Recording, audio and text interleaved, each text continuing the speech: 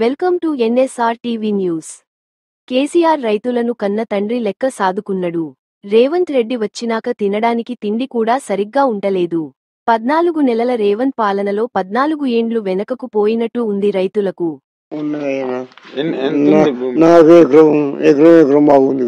ఎకరం బాగుందా? ఎట్లుంది కాంగ్రెస్ వచ్చినాక రైతుల పరిస్థితి? కాలు మొక్కు ఉంటే కాలు మొక్కు మరి ఏం చేద్దాం? ఎందుకట్లా అట్టం చేద్దాం, మమ్మల్ని గోసగెడుతుండు. అంత బాధ ఉందా? అంత బాధ ఉంది. అందరిని అడుగు, కాదు పడ్డ ఇంటిని అడుగు, అందరి అంత బాధ బాగుంది. బొమ్మాట ఉంది. రేవంత్ రెడ్డి వచ్చినాక కేసీఆర్ కేసీఆర్ కన్న తండ్రి, ఆయన అయ్యా కన్న తండ్రి మమ్మల్ని ఆదుకుండు. ఎందుకట్లా? అది మీరే గాయించుకోండి. ఆయన మిమ్మల్ని దాదుకున్నాడా? మరి ఈయన ఎందుకు ఇట్లా చెప్తుండ? మరి మీ బలం, అది నా బలం కాదు, అది మీ బలం. మీ బలం. బోనస్లు వస్తానా? బోనస్లు లేవు నానా, ఏవి లేవు. రైతు భరోసా అవి లేవు, ఏవి లేవు. కాంగ్రెస్ వచ్చినాక మీకు ఏం చేసిందంటే ఏం చెప్తారా? కాంగ్రెస్ ఏ చేయలేని 2 చేతులు బస్ ఫ్రీ చేసింది. బస్సు ఫ్రీ చేసా. నేను అనకుండా పోయినా, చెప్పేది మీరు సార్, మీ అంతా నా కొడుకులే, మీరు పెద్ద అది కాదు అది అనకుండా పోయినా. అనకుండా 500 ఓటు ఇచ్చిన. అంత ఆడోళ్ళు ఉన్నారు, అంత వాడోళ్ళు ఉంటే 500 ఇచ్చాను. నేను అడికెళ్ళి ఇవ్వాలి, 500 రూపాయలు నీకు అడికెళ్ళి ఇవ్వాలి అన్నాడు. మరి నాకు ఒక్కరిని తీసుకోపోతే ఏమవుతుందో అని అన్న. ఇంట్లో ఒక్కరిని తీసుకోపోతే ఇంతమంది లేడీస్ కూర్చోరు, మనం ఒక్కరిని తీసుకోపోతే అంత తెంగిపో, జాబ్ పోతుంది బిడ్డ అన్న, నేనేం చేయాలి అన్నాడు.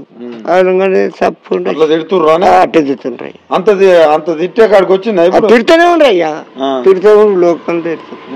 ఆయన ఏమో మరి నేను రైతు బిడ్డని, రైతులను బాగా చూసుకుంటా అంటాడు. ఏది లేదు ఇప్పుడైతే, ఏది లేదు. తులం బంగారం, తులం బంగారం తులం బంగారం మరి మాకు ఏది లైన్లకు ₹1,00,000 సరిపో తులం బంగారం అన్నాడు. 100,000 ఏది లేదు కదయ్యా, లేదు. ఈ నా కొడుకు పెళ్లి చేయలేదు, నాకు ఏది లేదు కానీ నాకు తెలియదు కానీ తులం బంగారం వచ్చి వదిలే.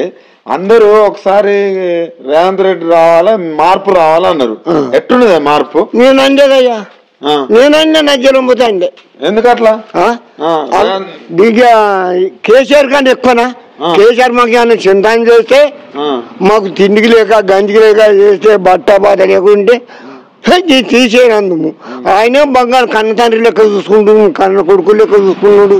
ఏది లేదు. ఇప్పుడు మాకు రైతు బంధు లేదు, తిందామంటే తిండికి లేకుంటున్నాం.